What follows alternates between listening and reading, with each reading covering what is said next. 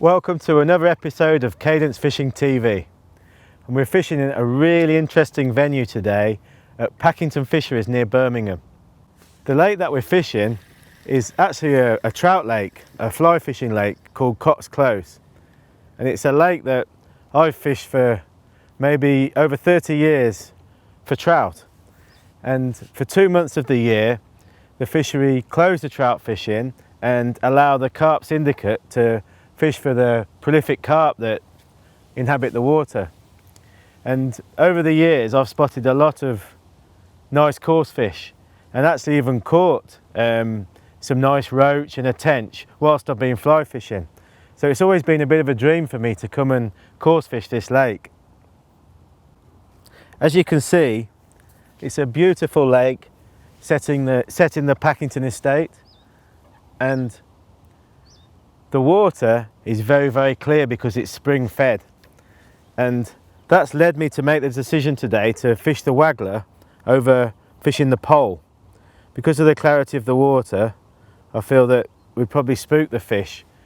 The fish that we're targeting today, the roach and the tench, can be very, very spooky fish and very wary.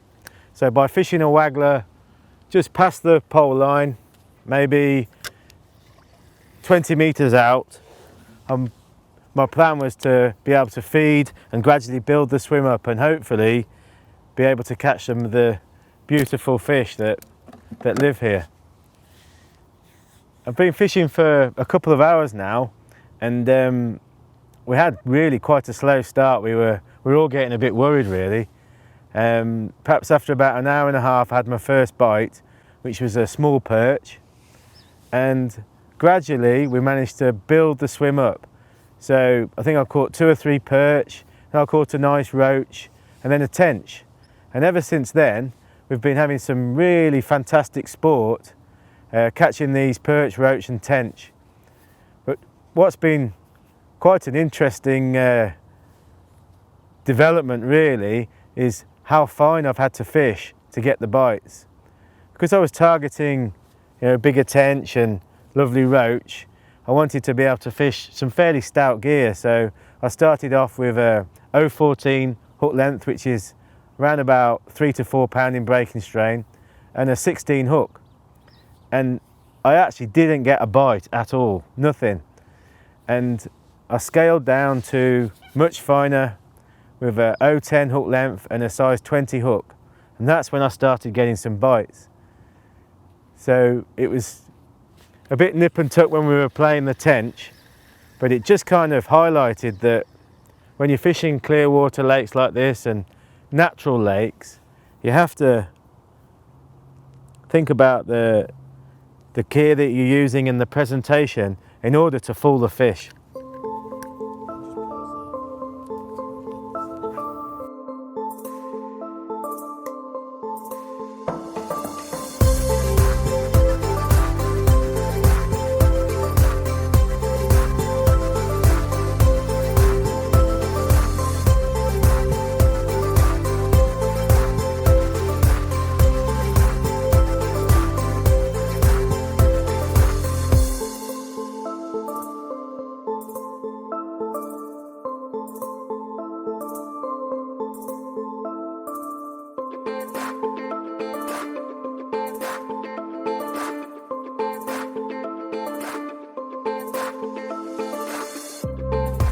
I've just had another bite and I'm playing a fish, obviously as gingerly as I can with this fine tackle.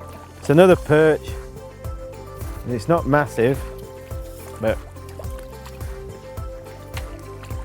it's just so exciting fishing here today because you really don't know what you're going to hook next. That's a beautiful perch, maybe about 6 ounces in weight. That one took a double caster. I found that the roach have definitely preferred caster over maggot as a hook bait, and a great advantage of using a caster over maggot when the fishing's really hard like this is you can bury the caster in the hook.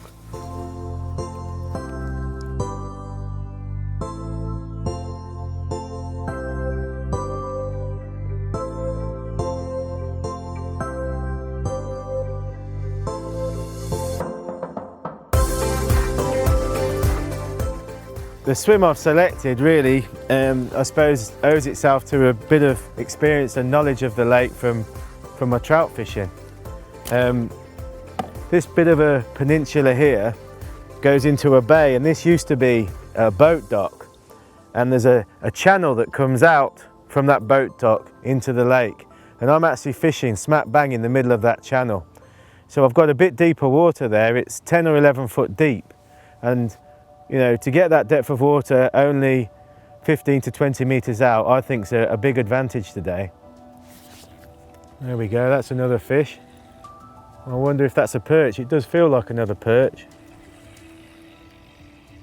There must be a big shoal of them out there. It's just a matter of sorting through them and picking out the better roach and tench, but to be honest, I'm having great fun catching these.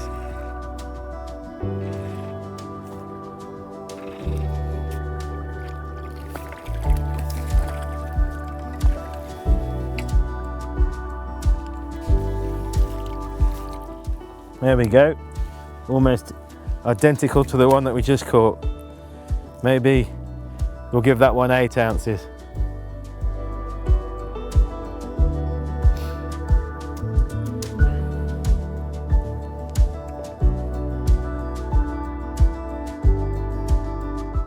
I just started off by loose feeding casters and a few grains of corn and fishing maggot on the hook. And I think when you're fishing any kind of venue like this, where you're looking to get a mixed bag of fish, small fish and big fish, by feeding casters you're hopefully going to encourage more bigger fish and hold them in the swim. So I'm going to try double caster this time and see if we can tempt another one of those beautiful roach.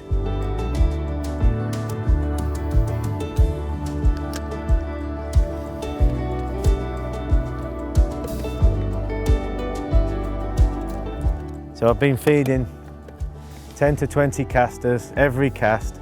I'm trying to keep them in as tight an area as possible. And I'm actually catching all the fish on the bottom.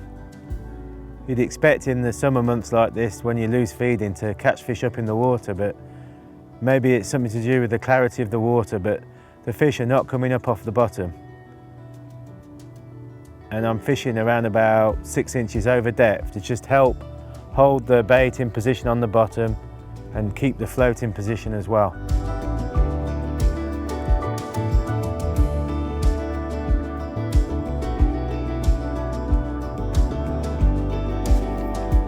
There we go. I was just going to say, some of the bites have been really finicky and hardly moving the float. So that's why I've got it dotted right down to the merest pimple, so the float's really sensitive. I'm going to go back to a single caster and see if that'll do the trick.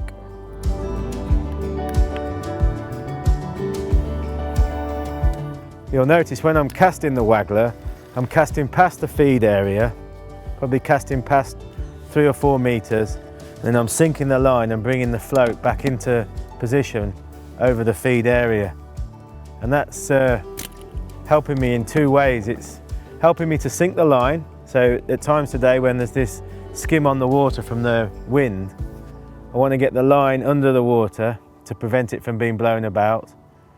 And also I'm not constantly casting the float on top of the feeding fish.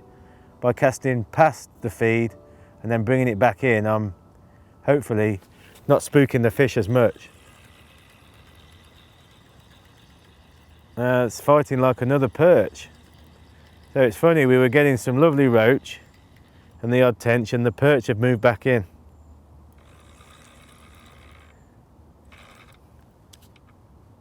Anyway, on this light balanced tackle, I was going to say, I'm not losing any, but typically I pulled out of that one. Never mind. Well, I think that illustrates what I'm talking about, the channel that we've got out in front of us, because this is a 14-foot rod and I've got to be fishing 10 to 11 foot deep there. And one thing I do at the start when I'm fishing on a lake like this is I plumb the depth.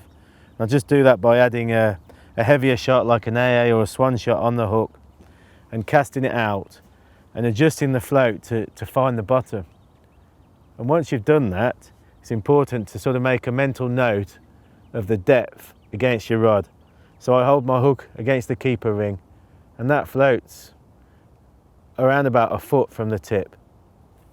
So I know that if I get a tangle and have to reset up, I can get back to the same depth without replumbing up and maybe risk spooking the fish. So I'm going to keep feeding the casters every cast,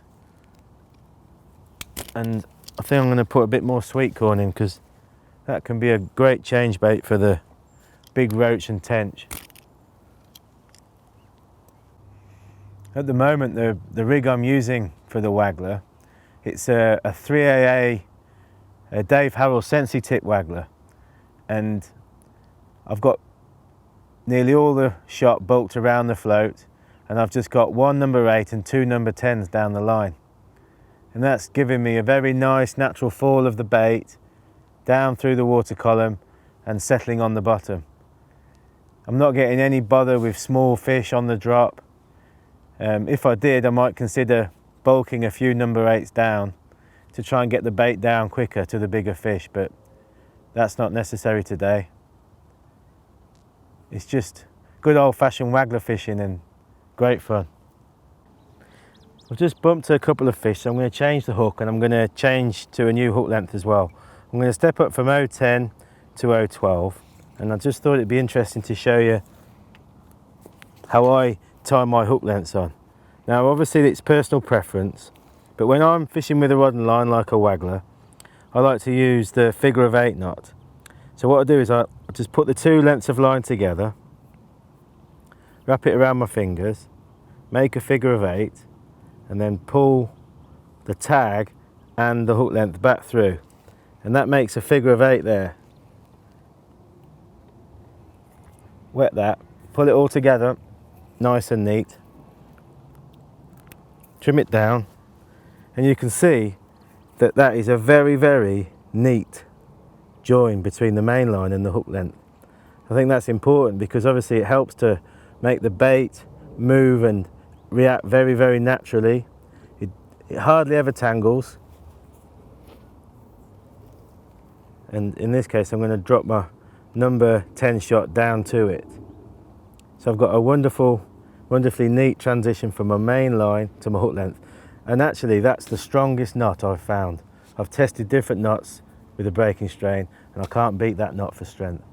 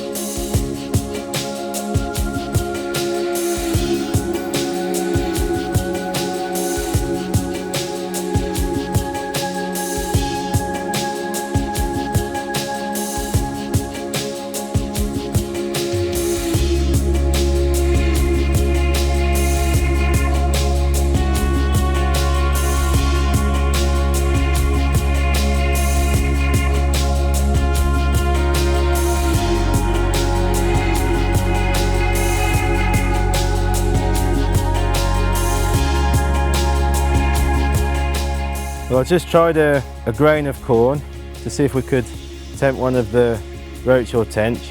I've got another pesky perch. A beautiful fish though, perch.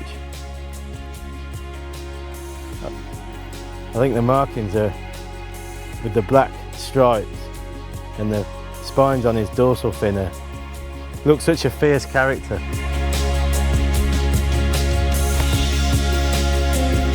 Let's have a look at the tackle that we're using today. I've set 2 match rods up, and the first one's this CR10 14 foot match number 1.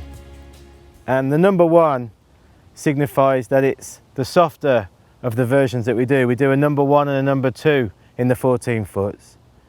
So it's got a lovely soft tip which helps to cushion the strike and when you're playing the fish, but it's still got quite a good amount of power through the middle section and butt to help you play the better fish like we've had today, the big tench.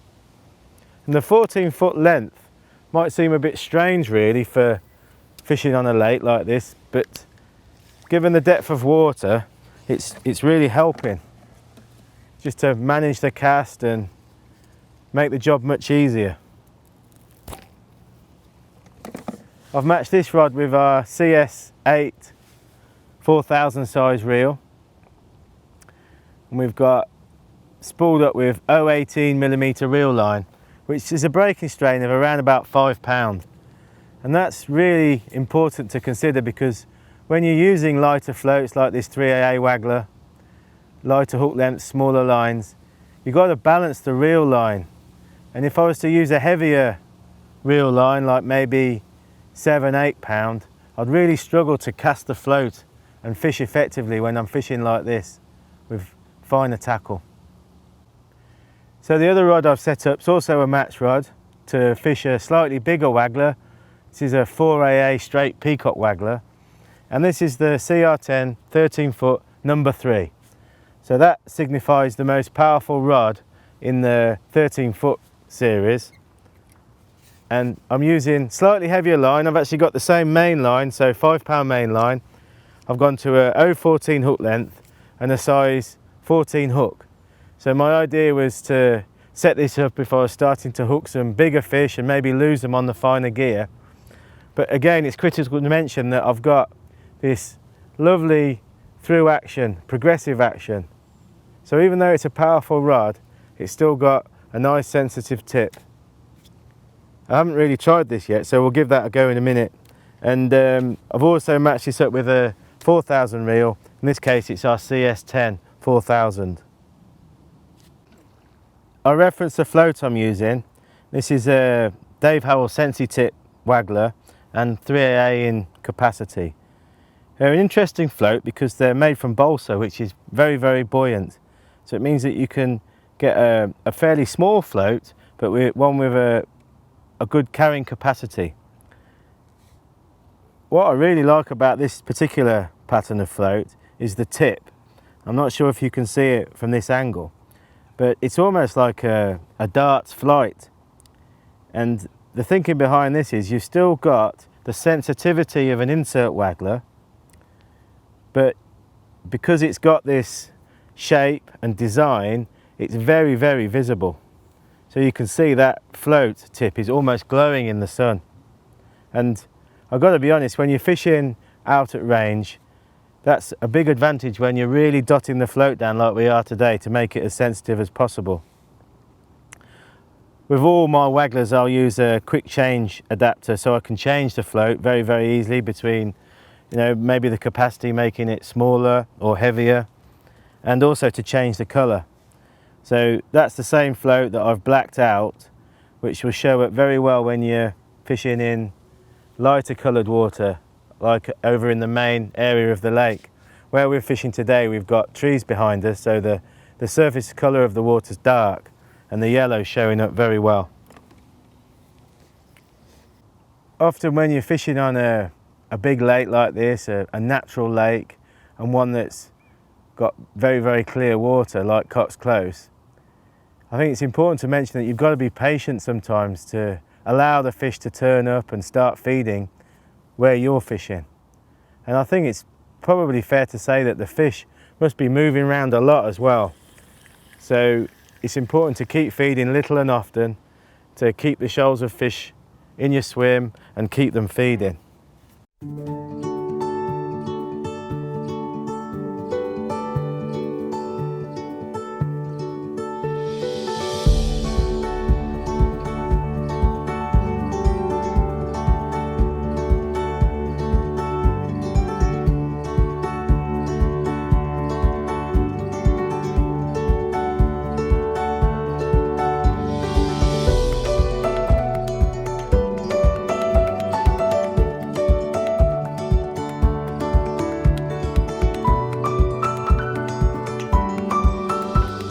Well, this isn't a perch by the way it's fighting, and I've just seen a flash of silver and red, so I know it's one of the big roach that we were targeting. Whoa, look at that!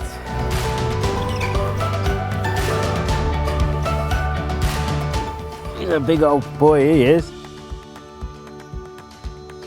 Look at that for a roach. Bit of an old warhorse with a few scars on his side, but what a spectacular roach that is.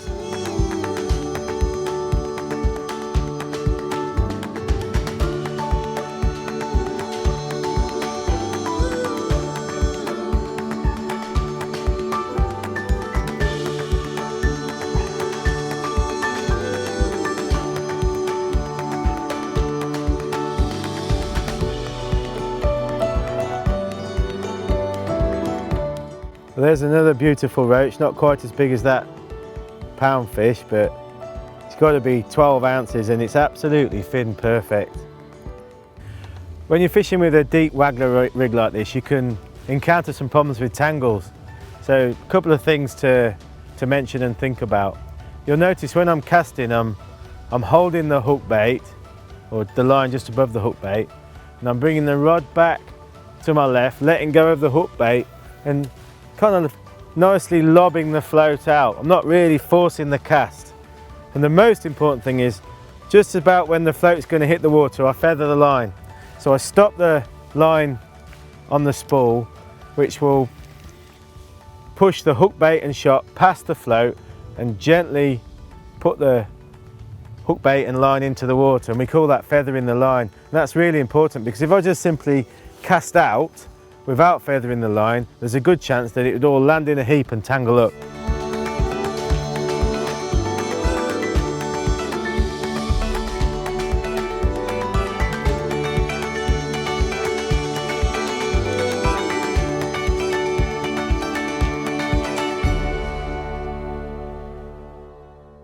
Well, that's an absolutely gorgeous roach. That one's got to be over a pound in weight as well.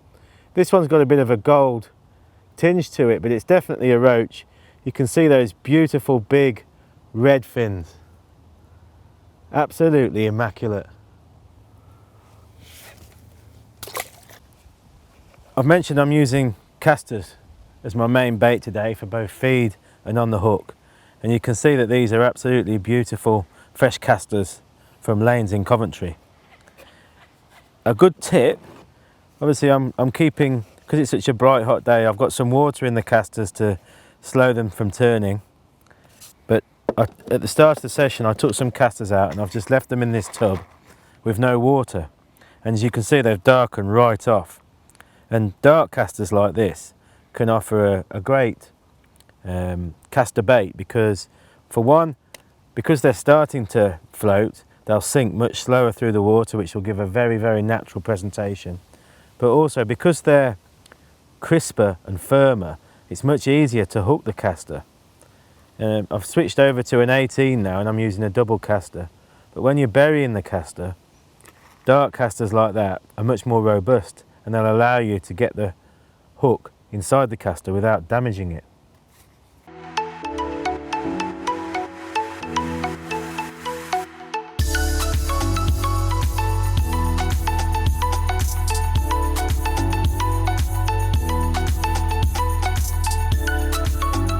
I think this is another good roach. The way it's fighting, not quite as jaggedy as the perch, but it's kicking. But you can see the rod's absorbing all the lunges of the fish.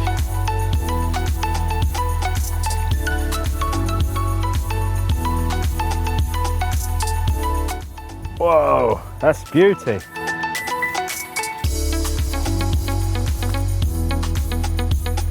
Wow, that one's got to be nudging a pound as well. Look at its beautiful red fins.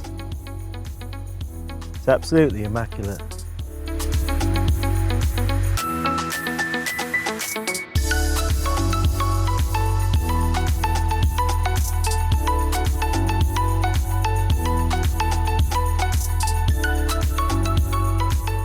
This fish is fighting differently. I don't know if it's a trout, because I've hooked a few. Oh no, it's a tench. It's a small one, a bit smaller than the other ones I've had, but by the way it was fighting deep and wonderful. He's fighting more in the net than he was in the water. But what a lovely tench. I suppose that one's about £2. And I think that's a female because the males, you can tell they've got big muscles next to their fins. So I'm guessing that's a female. Absolutely beautiful green colour.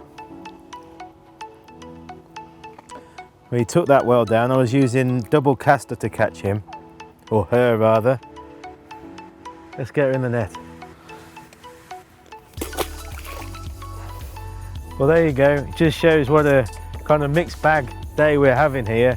Catching perch, beautiful roach, and some absolutely fine tench as well.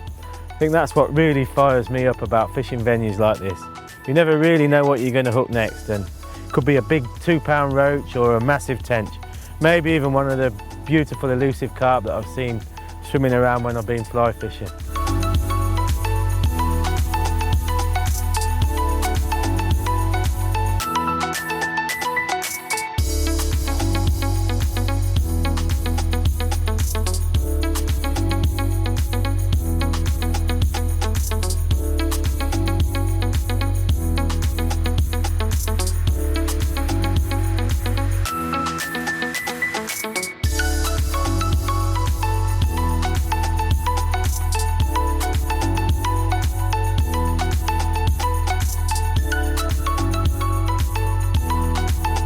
Well, what a way to end the session. I think we're going to have to weigh that fish and see how big it is, but it's definitely over £1.5 pounds.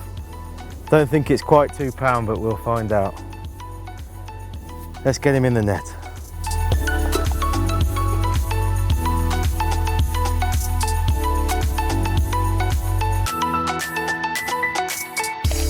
Well, what a memorable day's fishing that is. Got over £30 of roach and tench. Many of the roach well over £1. Hope you've enjoyed that session on the Waggler as much as I have. Thanks for watching.